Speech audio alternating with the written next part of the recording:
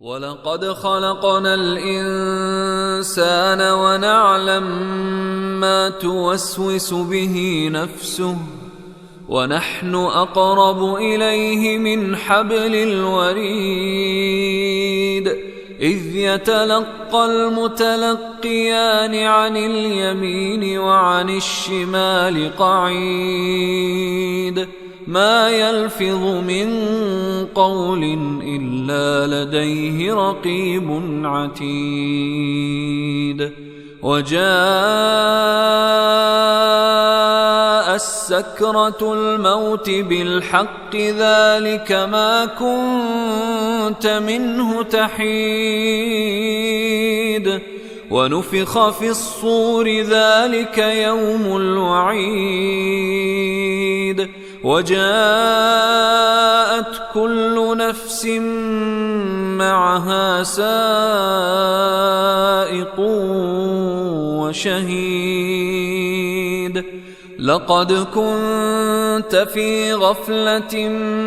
من هذا فكشفنا عنك غطاءك فبصرك اليوم حديد وقال قرينه هذا ما لدي عتيد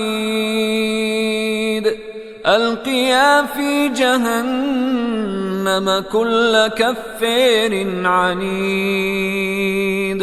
مناع للخير معتد مريب الذي جعل مع الله إلها آخر فألقياه في العذاب الشديد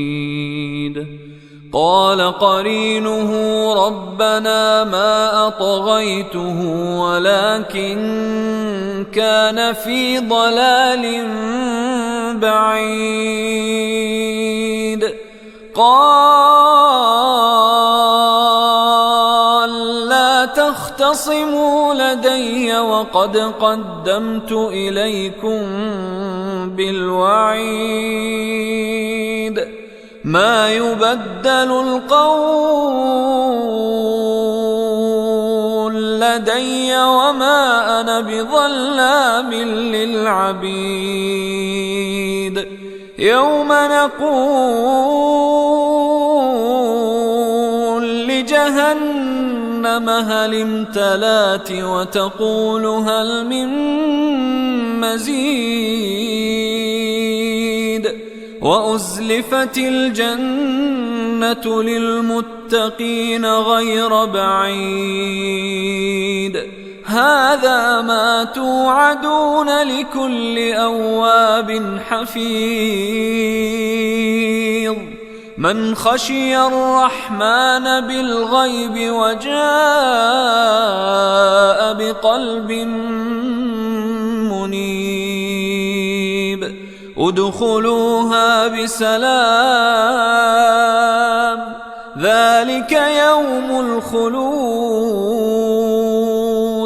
لهم ما يشاءون فيها ولدينا مزيد وكم أهلكنا قبلهم من قرن هم أشد منهم بطشا فنقبوا في البلاد هل من محيص إن في ذلك لذكر لمن كان له قلب أو ألقى السمع وهو شهيد ولقد خلقنا السماوات والأرض وما بينهما في 6 أيام وما مسنا من لغوب فاصبر على ما يقولون وسبح بحمد ربك قبل طلوع الشمس وقبل الغروب ومن الليل فسبحه وأدبار السجود واستمع يوم ينادي المنادي من مكان قريب يوم يسمعون الصيحة بالحق ذلك يوم الخروج إنا نحن نحيي ونميت وإلينا المصير يوم تشقق الأرض عنهم سراعا ذلك حشر علينا يسير نحن أعلم بما يقولون وما أنت عليهم بجبار